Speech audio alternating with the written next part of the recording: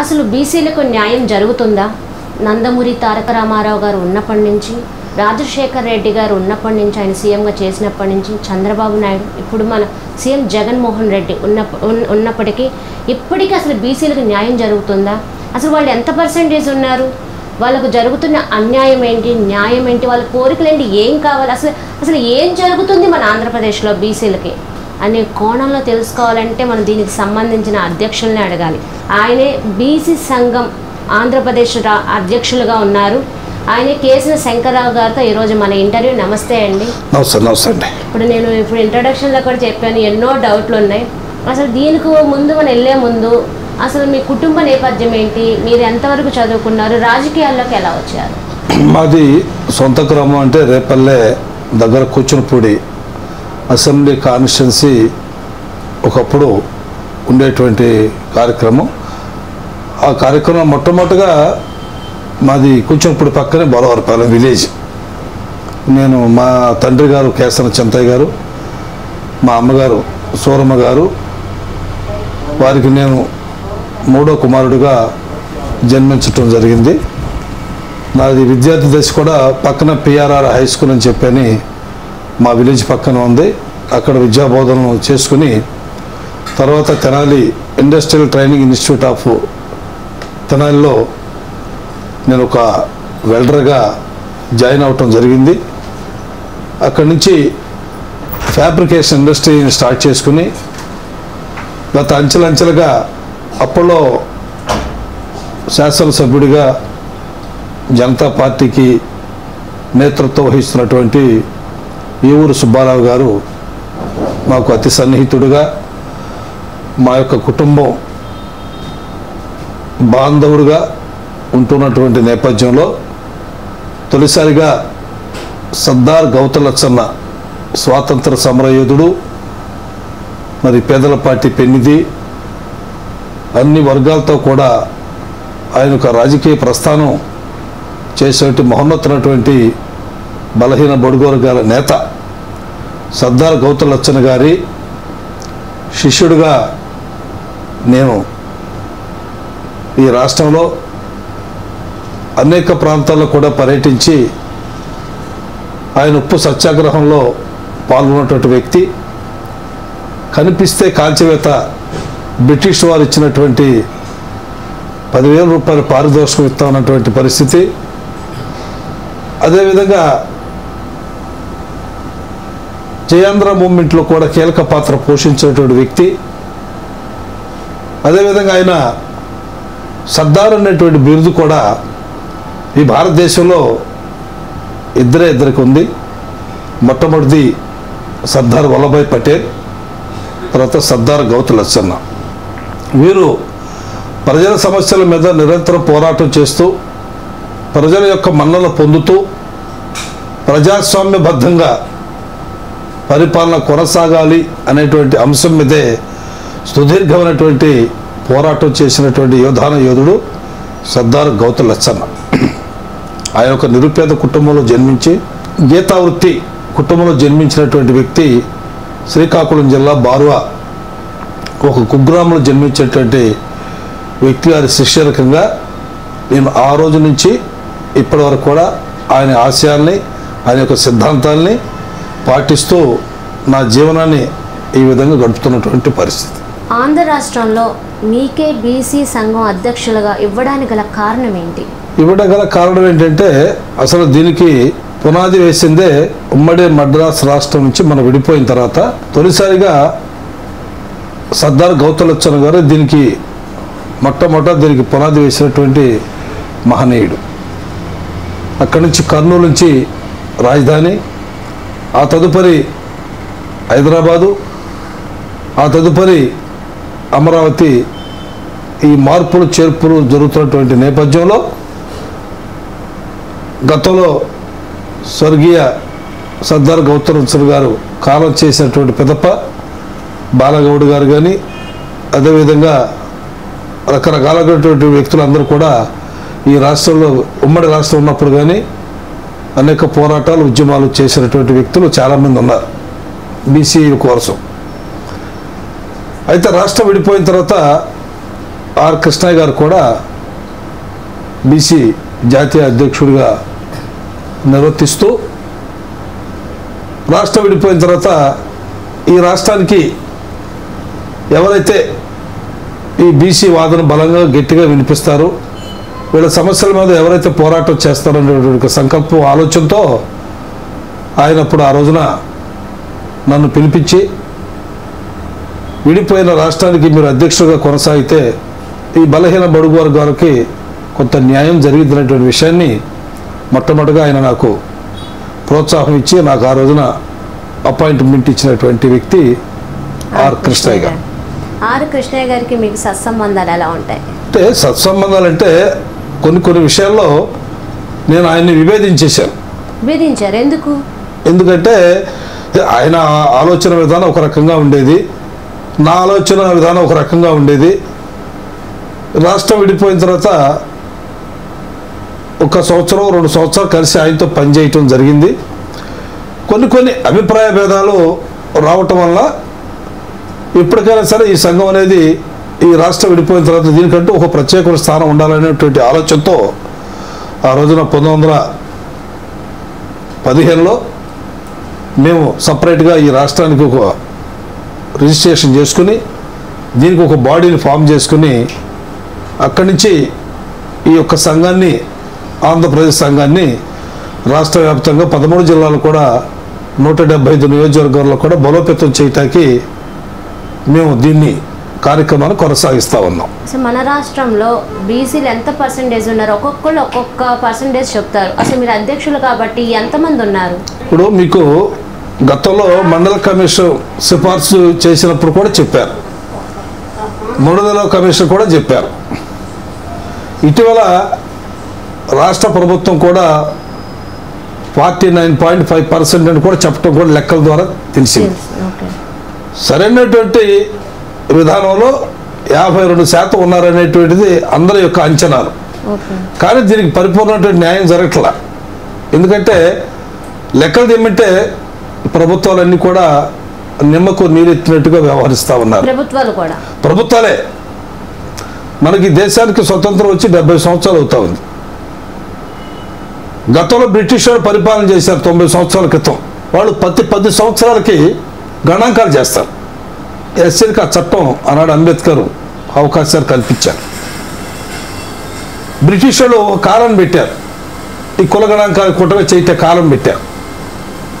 కానీ మనవాడు వచ్చిన తర్వాత ఆ ఫార్మెట్లో ఉన్న కాలాన్ని పక్క తీసేశారు. అంటే ఓబీసీల పట్ల వీళ్ళకి ఏ రకమైన చిత్తశుద్ధి అనేది ప్రత్యక్షమైనటువంటి నిదర్శనం. ఆ యొక్క పేరును తొలగించటమే దీనికి కారణం. న్యాయస్థానాలు కూడా చెప్తా ఉన్నారు, అయ్యా ఈ దేశంలో ఓబీసీలు అత్యధిక సంఖ్యాకులైనటువంటి ఓబీసీలు ఉన్నారు, సరైనటువంటి సమపాళ్ళలో వాళ్ళకి న్యాయం జరగట్లేదు.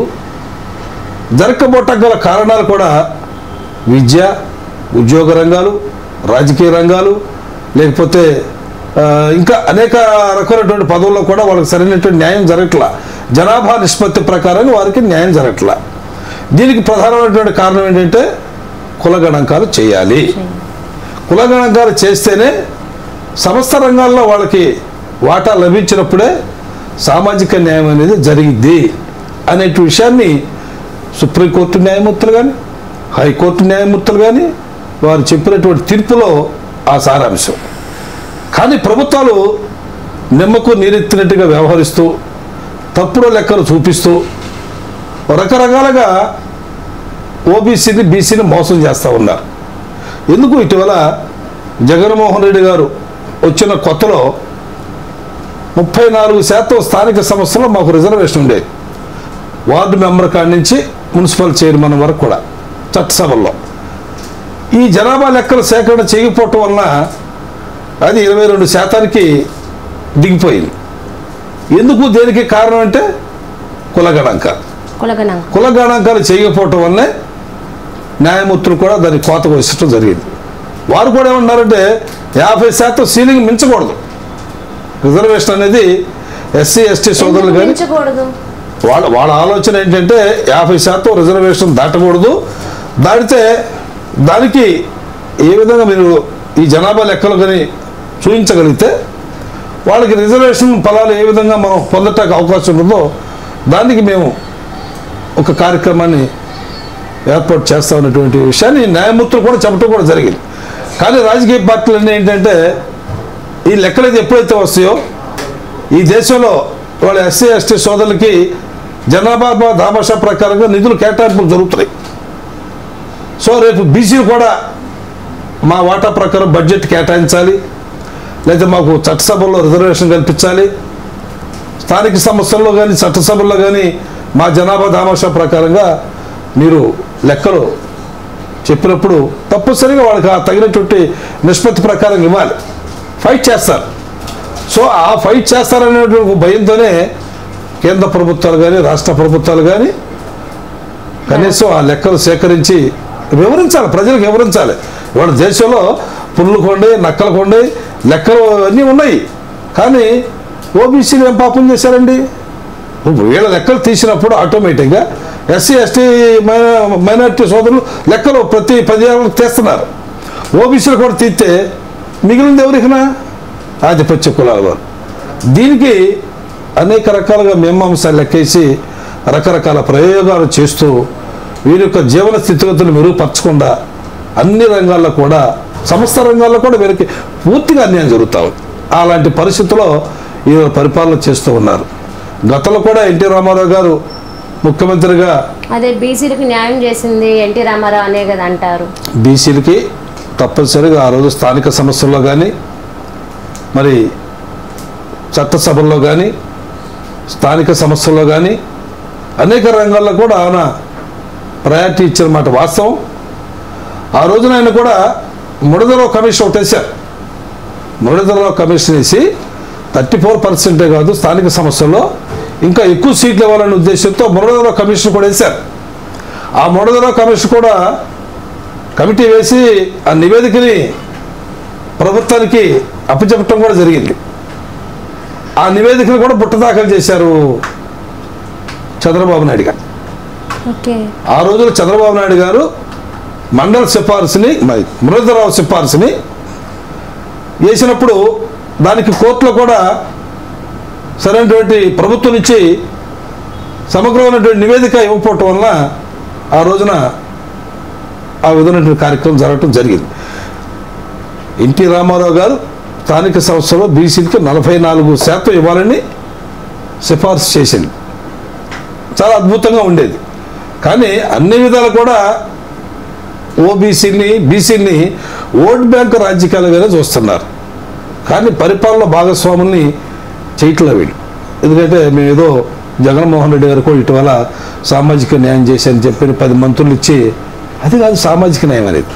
అది కాదు సామాజిక న్యాయం అనేది. ఏంటంటే సమస్త రంగాల్లో బీసీలకి నిష్పత్తి జనాభా నిష్పత్తి ప్రకారంగా వారి వాటా వారికి లభించినప్పుడు ప్రైవేట్ రంగంలో కానీ రాజకీయ రంగంలో కానీ విద్యారంగంలో కానీ అదేవిధంగా ప్రమోషన్ రంగంలో కానీ ఎన్ని ఉన్నాయి చాలా. ఈ రంగాలన్నింటిలో కూడా సమస్త రంగాల్లో వాళ్ళ జనాభా నిష్పత్తి ప్రకారంగా జరిగినప్పుడే సామాజిక న్యాయం జరిగింది అనేది మనం అనుకోవాలి. అంతేగాని ఏదో మంత్రి పదవులు కార్పొరేషన్లు వీటి వల్ల వచ్చేటువంటి ప్రయోజనం ఏమీ లేదు. చంద్రబాబు నాయుడు ఉన్నప్పుడు బీసీ ఓబీసీలకు న్యాయం జరిగిందంటారా? ఎలా జరిగింది? ఇప్పుడు చంద్రబాబు నాయుడు గారు ఉన్నప్పుడు కాపులను తీసుకొచ్చి బీసీలో చేరుస్తారన్నాడు ఆయన. కాపులను తీసుకొచ్చి బీసీలో చేరుతారన్నాడు. అసలు కాపులు బీసీలో చేర్చడానికి కొన్ని అర్హతలు ఉండాలి. ఎవరైనా సరే ఒక అర్హత ఉండాలి. మనం ఈ రోజున ఈ ఒక చంద్రబాబు నాయుడు గారే మంజునాథ కమిషన్ వేశాడు. మంజునాథ కమిషన్ వేసేప్పుడు దాదాపు 24 మాసాలు ఆయన మొత్తం రాష్ట్రం మొత్తం తిరిగాడు. అన్ని గ్రామాలు తిరిగాడు, అన్ని జిల్లాలు తిరిగాడు. ఆయన ఒక సమగ్రమైనటువంటి నివేదిక ప్రభుత్వానికి సమర్పించాడు. దానిలో కాపులు బీసీలో చేర్చడానికి లేదు అనేటువంటి అంశాన్ని ఆయన తెర మీద తీసుకొచ్చారు. ఎందుకని అలా? అంటే దీంట్లో కొంత వివక్షతకు గురైనటువంటి కులాలు, సామాజికంగా వెనుకబడినటువంటి వర్గాలు, అదేవిధంగా ఈ సంచార జాతులుగా పిలువబడేటువంటి బీసీ వర్గాలు, విద్యా ఉద్యోగాలు సరైన ప్రాధాన్యత లేనటువంటి వర్గాలు ఆ రోజు అంబేద్కర్ గారు 25% అవకాశాలు కల్పించారు. అంతేగాని ఇప్పుడు బ్రాహ్మణులు తీసుకొచ్చి, కాపులు తీసుకొచ్చి, ఇంకా పెద్ద పెద్ద కులాలు తీసుకొచ్చి మేము ఈ రిజర్వేషన్ అర్హత పొందటానికి అందరికీ అవకాశం లేదు. దానికి కొన్ని పారామీటర్స్ ఉంటాయి. దానిలో భాగంగానే ఒక కమిటీ వేయాలి, ఆ కమిటీ నివేదిక ఇవ్వాలి. వీటి వలన దానికి సరైనటువంటి విధానం న్యాయం జరిగింది. ఇప్పుడు ఆధిపత్య కులాల వారిలో పేదలు ఉన్నారు, నేను లేదనట్లా. కార్పొరేషన్ పెట్టండి, వాళ్ళకి ఎడ్యుకేషన్కి ఎంకరేజ్మెంట్ చేయండి, అది తప్పులేదు.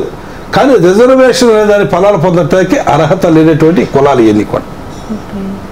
ఆధిపత్య కులాల వారు రిజర్వేషన్ పొందాలంటే దానికి కొన్ని పారామీటర్స్ ఉంటాయి. వాడు ఎస్సీ సోదరులకు ఉంది, ఊరు బయట ఉంటున్నారు వాళ్ళు. ఆనాడు అంబేద్కర్ వాళ్ళకి అవకాశాలు కల్పించాడు. వాళ్ళకి నేను వాళ్ళని తీసుకొచ్చి అనేక కులాలని ఎస్టీలో చేస్తామని చెప్పని రాజకీయ పార్టీ అని చెబుతున్నాయి. ఎక్కడ చేర్చారు చెప్పండి? ఒక్క కులాన్ని ఎక్కడైనా చేర్చారేమో చూడండి, ఎక్కడా లేదు.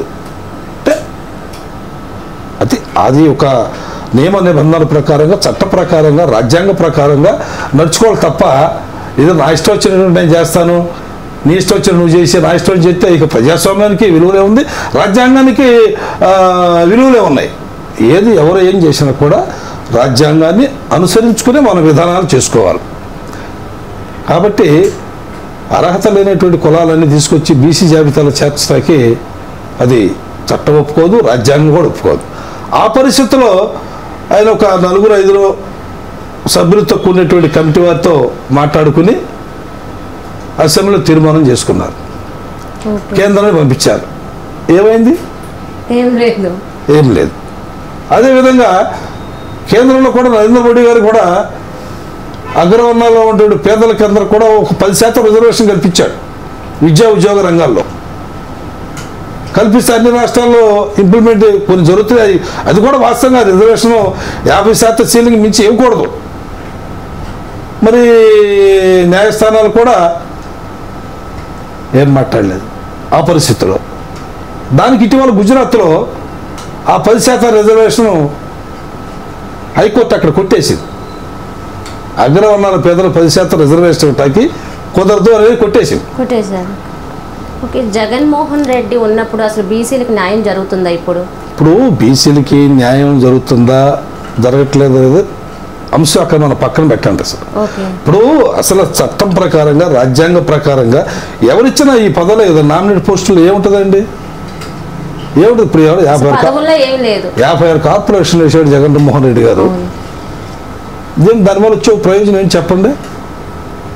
వీళ్ళంతా కూడా ఏంటంటే కులాలను విభజిస్తున్నారు.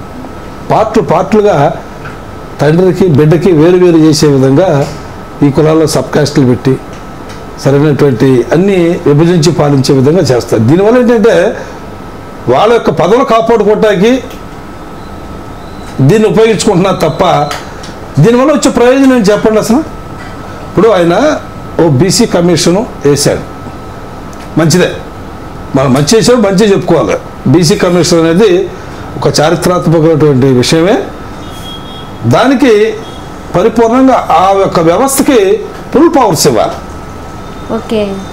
పవర్స్ లేకుండా పవర్ లైన్ పోస్ట్ తీసుకుంటే ఉపయోగం ఏముంది? వాళ్ళ బీసీ కమిషన్ చైర్మన్ వేశారు, దానికి కొంతమంది సభ్యులను వేశారు. వాళ్ళేంటి ఈ రాష్ట్ర వ్యాప్తంగా తిరిగి వాళ్ళకున్నటువంటి హక్కుల్ని, వాళ్ళది స్వయం ప్రతిపత్తి గలటువంటి సంస్థది, ఆ సంస్థను డెవలప్ చేయాలంటే ప్రభుత్వంతో పని లేదు. ఆ సంస్థలో ఏదైనా నిర్ణయం తీసుకోవచ్చాడు.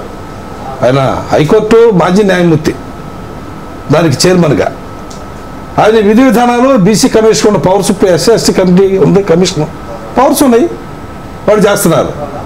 బీసీ కమిషన్ చేయదు.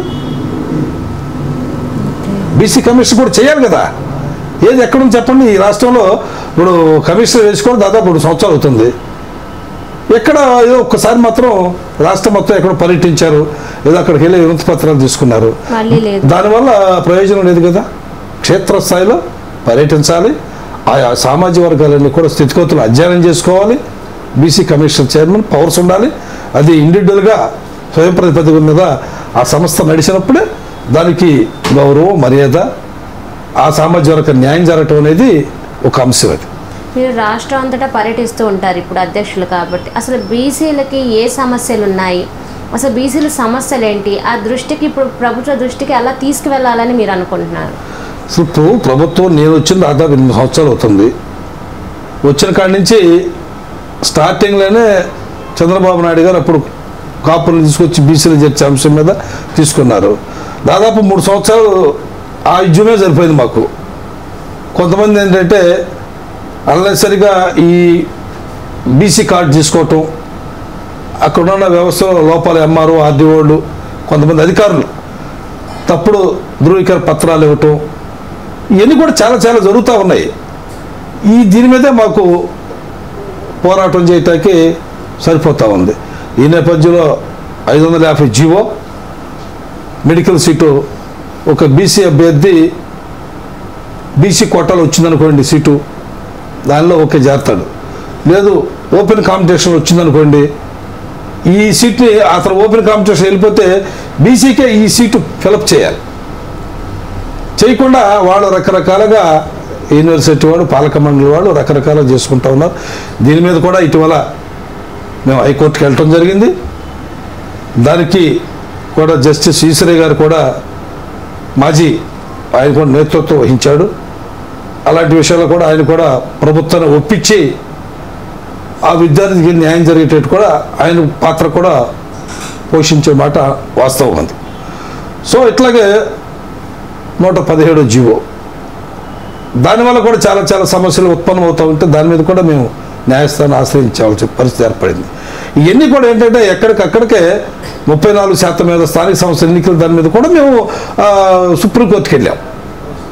10% ఆధిపత్య కులాల వారికి రిజర్వేషన్ ఇవ్వడం, దాని మీద కూడా సుప్రీంకోర్టుకి వెళ్ళాం.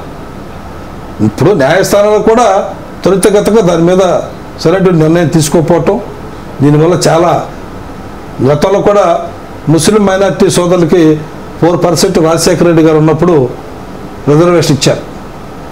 అదే విద్యా ఉద్యోగ రంగాలనే ఇప్పుడు రాజకీయ రంగంలో కూడా వచ్చేసారు వాళ్ళు.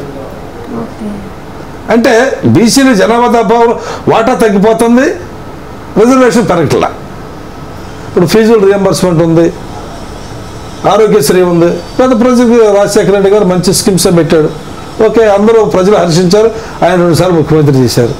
ఎన్టీ రామారావు గారు పేద ప్రజలందరూ కూడా కూడు గుడ్డ, లేకపోతే ఈ బీసీ స్టడీ సర్కిల్స్ అని, లేదా పట్వాడి వ్యవస్థ అని కొన్ని విప్లవాత్మక మార్పులు తీసుకొచ్చాడు ఎన్టీ రామారావు గారు కూడా. ఈ బీసీలకు కూడా న్యాయం జరగాలి. వాళ్ళ తొలిగా వాళ్ళ బీసీలందరూ కూడా ఇంత చైతన్యం పరుస్తూ రాజకీయ రంగంలో అన్ని రంగాల్లో ముందుండాలంటే కొంత ప్రధానమైన కారు కూడా ఎన్టీ రామారావు గారే. దానిలో ఎవరు కూడా ఏ పార్టీ వాళ్ళు కూడా ఎన్టీ రామారావు గురించి విమర్శ చేయరు. ఆ విధంగా జరగాల్సినటువంటి కార్యక్రమాల్లో కొన్ని లోపాలు జరుగుతున్నటువంటి మేము ఇటీవల ముఖ్యమంత్రి గారు కూడా కలిసి వారు ఈ ఓబీసీ కుల గణాంకాలు లెక్కించే కార్యక్రమం తీర్మానం చేసి కేంద్రానికి పంపించడం జరిగింది. మళ్ళీ మేము వెళ్ళి ఆయన కూడా సత్కరించి మీరు చేసిన కార్యక్రమం మంచిదని కూడా ఆయన అభినందించాం. మేము రాజకీయ పార్టీలకు అతీతంగా ఈ సంస్థను మేము నిర్మాణం చేసుకున్నాం. మీరు మంచి చేస్తే మిమ్మల్ని అభినందిస్తాం, గౌరవిస్తాం.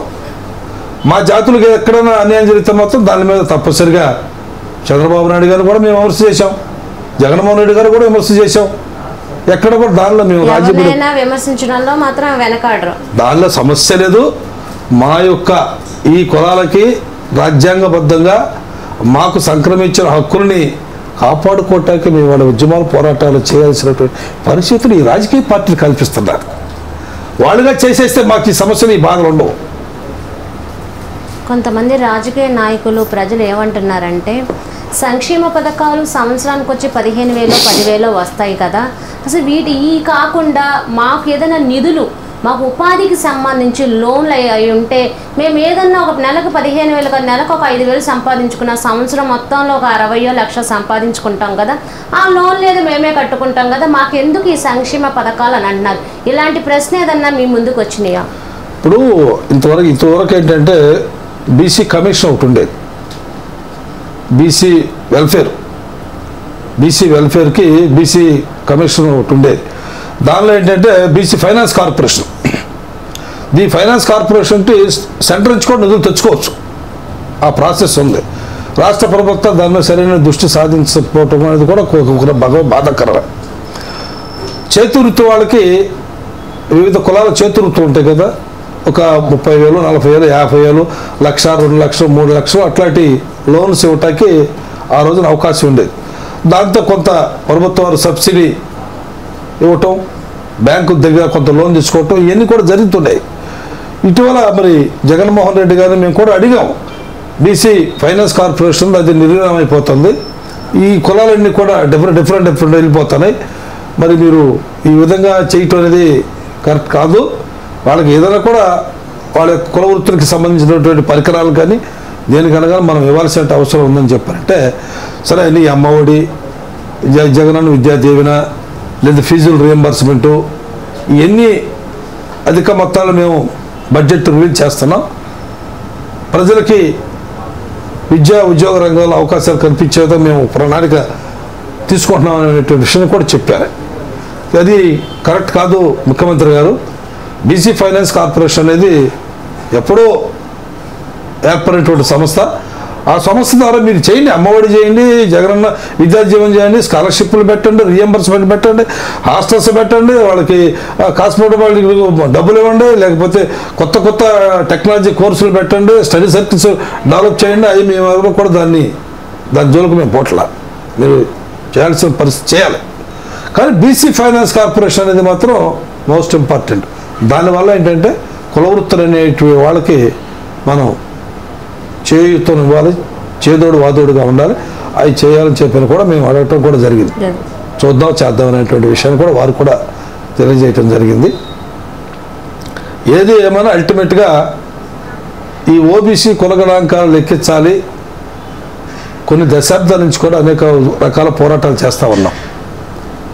ఇటీవల పోయిన సంవత్సరంలో మరి జగన్మోహన్ రెడ్డి గారు కలిసాం, జంతర్ మంతర్ దగ్గర కూడా మేము ఈ యొక్క సమావేశాన్ని ఏర్పాటు చేసి ధర్నా చేసాం. అక్కడ అన్ని కార్యక్రమాలు పార్లమెంటు సభ్యులు కలిసాం, మంత్రులు కలిసాం.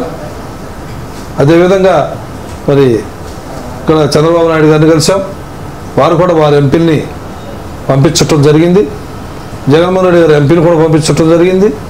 అందరూ కూడా మాకు సంఘీభావం తెలియజేయటానికి కాంగ్రెస్ పార్టీ, సిపిఎం, సిపిఐ, దాదాపు 18 రాజకీయ పార్టీలు మాకు మద్దతు ఢిల్లీలో జంతర్ మంతర్ దగ్గర తెలియజేశారు. వాళ్ళందరూ కూడా మేము అభినందనలు చెప్పాం. ఏదేమైనా కూడా ముఖ్యమంత్రి గారు జగన్మోహన్ రెడ్డి తీర్మానం చేసి పంపించడమే కాదు, మీరు కూడా గతంలో బీహార్ ముఖ్యమంత్రి నితీష్ కుమార్ అఖిల పక్షాన్ని తీసుకుని ఢిల్లీలో ప్రైమ్ మినిస్టర్ కలిశారు. మీరు కూడా అలాంటి కార్యక్రమం తీసుకుని వెళ్ళి కలిసి ఒత్తిడి తీసుకురావాలి. ఓబీసీ కులగణాంకాలు లెక్కించేంత వరకు కూడా మేము విశ్రమించే ప్రసక్తి లేదు. అన్ని రాష్ట్రాల్లో కూడా పర్యటిస్తాం, జనాలందరూ కూడా చైతన్యపరుస్తాం. బీపీ మండల్ నివేదిక ఏదైతే పార్లమెంట్లో ఆ రోజున ఆగస్టు 7వ తారీఖున సబ్మిట్ చేశాడో ఆ అమలు చేయడానికి మేము ఈ రోజున ఇన్ని కార్యక్రమాలు చేయాల్సిన అవసరం ఉంది. ఆ రోజున మరి విపి సింగ్ గారు ప్రధానమంత్రిని కూడా కోల్పోయాడు. ఆ రోజున మండలికి వ్యతిరేకంగా చాలా ఉద్యమం చేశారు ఈ భారతదేశంలో ఆధిపత్య కులాల వాడు, అన్ని రాజకీయ పార్టీలు. కనీసం ఇవాళ అది 27% విద్యా ఉద్యోగ రంగాల్లో అవకాశం కల్పించింది, ఆ ప్రతిపాదన చేసింది బీపీ మండల్. విపి సింగ్ ప్రధానమంత్రి ఉన్నప్పుడు ఈ పూర్తిగా అమలు చేయాలని చెప్పిన రోజుని మేము ఈ భారతదేశంలో 6-7 రాష్ట్రాల్లో కూడా ప్రతి సంవత్సరం ఆగస్టు 7న ఆ కార్యక్రమం కూడా మేము కొనసాగిస్తూ ఉన్నాం. రేపు 25వ తారీఖున కూడా గుంటూరులో బీపీ మండల్ జయంతి, ఆ జయంతి సందర్భం కూడా ఒక బ్రహ్మాండమైన బహిరంగ ర్యాలీ, మరి వెంకటేశ్వర విజ్ఞాన మందిరంలో కూడా ఆయనకు ఘనంగా నివాళులర్పించి ఒక కార్యక్రమాన్ని తీసుకున్నాం. దాన్ని కూడా విజయవంతం చేయాలని అన్ని జిల్లాలకు కూడా, ఇక్కడ అన్ని రాష్ట్రంలో అన్ని జిల్లాల్లో కూడా ఒక పిలుపునివ్వటం కూడా జరిగింది. మీరు ఏ రాజకీయ పార్టీకి సపోర్ట్ కాదన్నారు. ఒకవేళ 2024లో బీసీ ఓబీసీలకు సంబంధించి ఏదైనా ఇటు టీడీపీ కానీ, జనసేన కానీ, వైసీపీ కానీ సంబంధించి ఏదైనా సపోర్ట్గా మేనిఫెస్టో రిలీజ్ చేస్తే మీరు ఆ పార్టీకి సపోర్టేనా? అట్లా చేయరు. మేమే ఒక రాజకీయ పార్టీ నిర్మాణం చేయదలుచుకున్నాం. మీరే చేయాలని? మీరే చేయదలుచుకున్నాం. ఎందుకలా? ఎందుకంటే మరి మా యొక్క ఆలోచన కానీ, మాకు రావాల్సినట్టు మా వాటా కానీ, మరి ఎన్ని చేయాలంటే మరి చట్టసభలో మాట్లాడే ప్రజాప్రతినిధులు ఉండాలి కదా. ఎవరు లేరుగా. ఇవాళ వైసీపీ తాలూకు ఎన్నికైనా బీసీ అభ్యర్థి అయినా వైసీపీ అనుకూలంగా మాట్లాడతాడు, తెలుగుదేశానికి అనుకూలం వ్యక్తి చేసి తెలుగు అనుకూలంగా మాట్లాడతాడు. ఆ పార్టీ విధానం కాదని బీసీకి సపోర్ట్ చేయదుగా. వాళ్ళు ఇక్కడికి వచ్చి గ్రామాల్లోకి వచ్చి నేను బీసీని ఓటేయని చెప్తారు, కానీ తీరా అక్కడికి వెళ్ళాక వాళ్ళ పార్టీ నియమ నిబంధనలు అట్లా ఉన్నాయి. మనం దాన్ని చేయగలిగింది లేదు.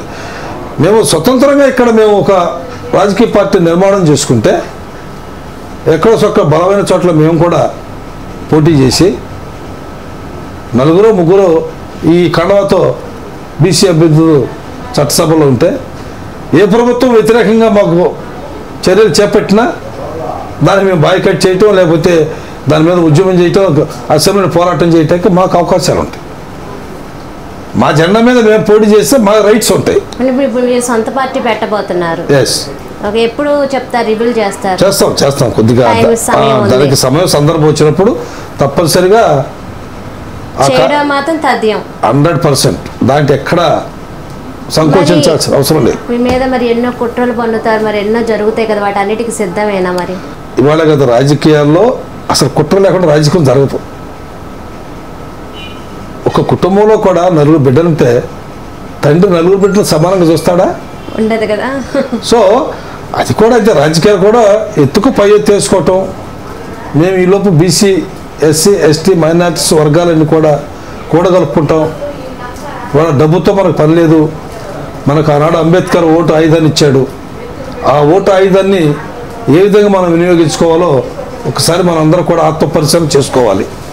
ఆ మహనీయుడు విద్యా ఉద్యోగ రంగాల్లో ఈ బలహీన వర్గాలను వెనకబడి ఉంటారు. ఇప్పటి కాకపోతే ఎప్పటికైనా కూడా ఓటు యొక్క విలువ తెలుసుకుని వీళ్ళు రాజ్యాధికారం అంతిమ లక్ష్యంగా సాగుతారనే ఆలోచనతోనే ఆయన ఆ రోజున ఓటు హక్కుని మనకు కలిగించారు. సామాజిక న్యాయం అంటే పెట్టిన పేరు మహాత్మా జ్యోతిరావు పూలే. ఈ వర్గాలకన్నిటి కూడా సరైనటువంటి న్యాయం జరగాలంటే, సామాజిక న్యాయం జరగాలంటే అన్ని సమస్త రంగాల్లో కూడా వీళ్ళకి జనాభా నిష్పత్తి ప్రకారంగా వాటా ఉండాలి. రాజ్యాంగంలో పొందుపరిచిన అంశాలన్నీ కూడా అంబేద్కర్. వీళ్ళిద్దరూ ఈ బలహీన వర్గాలకి 2 కళ్ళు. ఆ విధంగా ఆలోచనతో మేము కూడా వాళ్ళకి ఆశయాన్ని, సిద్ధాంతాన్ని ప్రజల్లో తీసుకెళ్ళి చైతన్యపరుస్తున్నాం. ఒక ప్రయోగం చేయాలి.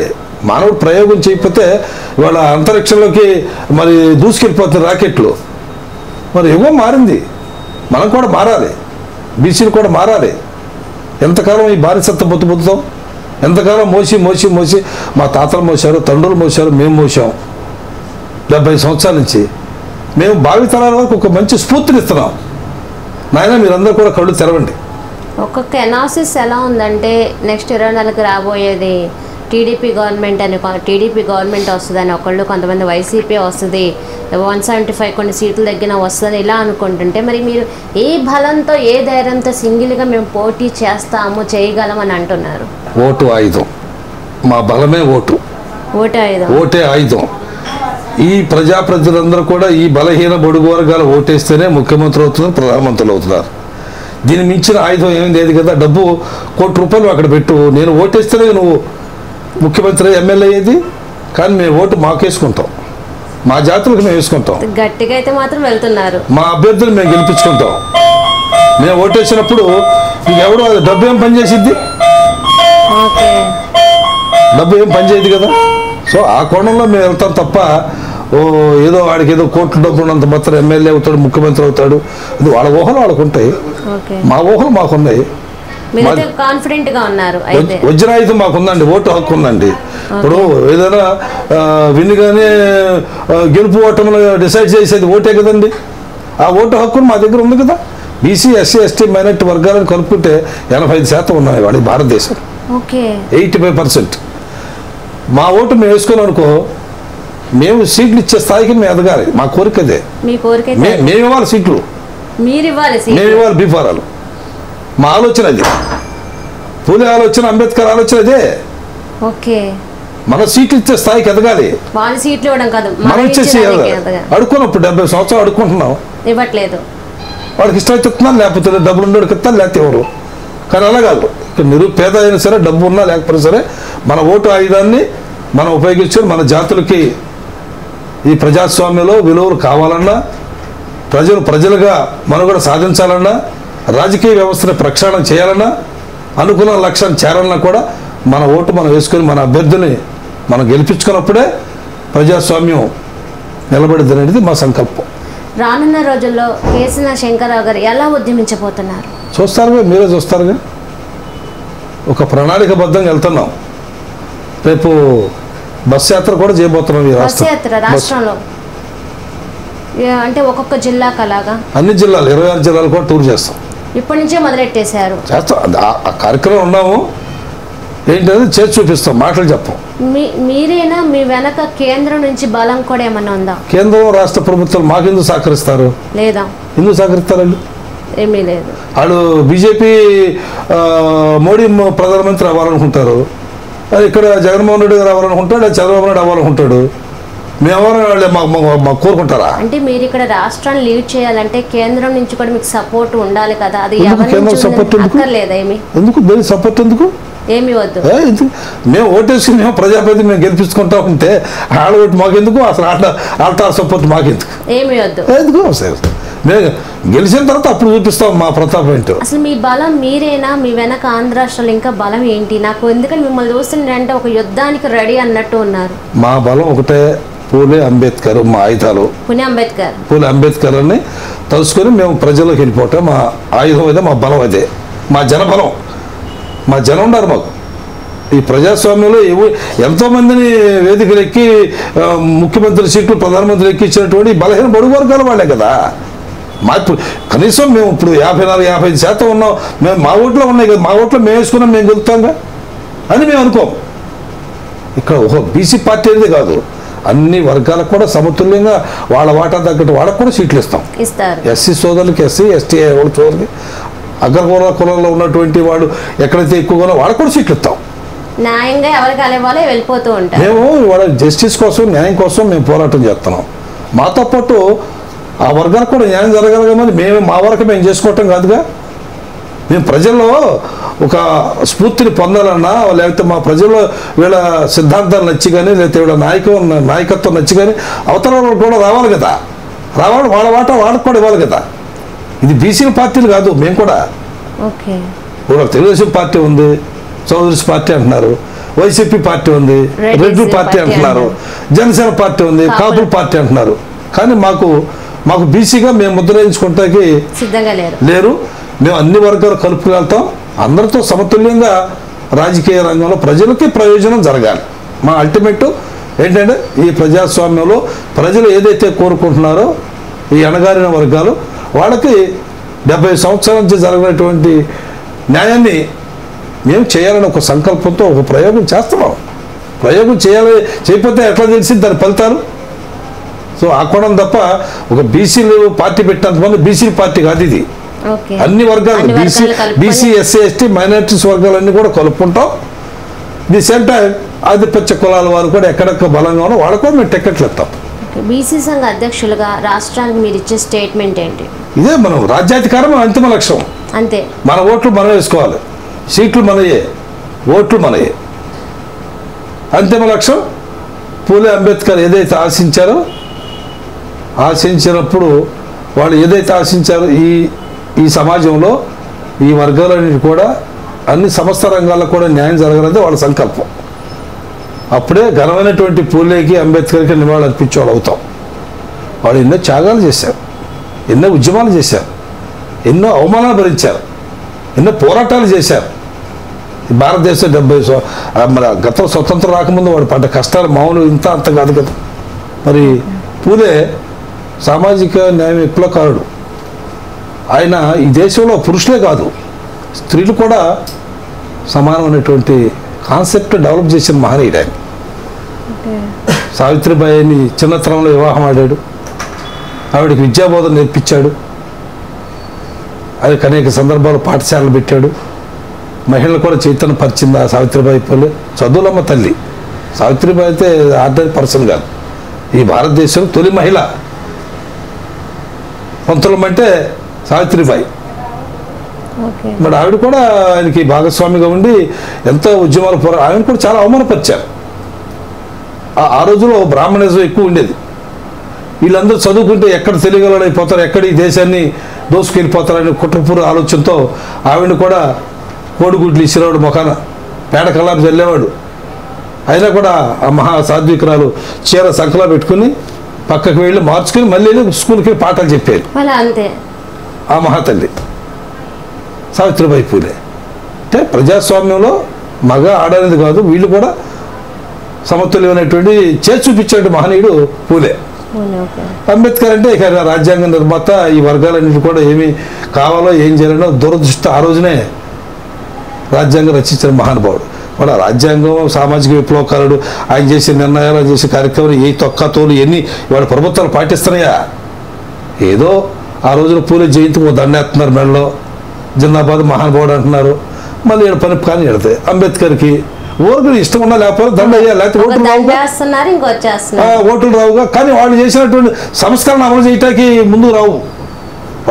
వాళ్ళ పుట్టినరోజు చచ్చిపోయిన రోజున మాత్రం దండలేస్తారు. ఇవన్నీ జనాలంతా కూడా గమనిస్తున్నారు. జనాలందరూ కూడా చైతన్యం అయ్యారు. వాళ్ళ ఈ రాష్ట్రంలో మరి ఏ విధంగా రాజకీయాలు జరుగుతున్నాయి, కొన్ని వర్గ పోరాటాలు, కుల పోరాటాలు జరుగుతున్నాయి. ఈ రోజున ప్రత్యక్షంగా మరి ఎదురు మేము అనపోయినా కూడా మేము గ్రామాలకు వెళ్తుంటే జనాలందరూ మోసదే. పరిస్థితులు చాలా మరి ఎలా ఉంటాయి ఏంటనేది వెయిట్ చేసుకోవాల్సిన అవసరం. మా లక్ష్యం మేమైతే మాత్రం మా ప్రయాణం ఎక్కడ ఆగదు. ఎవరు కలిసి వచ్చినా ఎవరు కలిసి రాకపోయినా పూలే అంబేద్కర్ ఏదైతే ఆశించారో ఆశించిన విధంగా మేము పనిచేయటానికి ముందుకు వెళ్తాం. దానిలో ఎక్కడ ఎటువంటి సంకోచించాల్సిన అవసరం లేదు.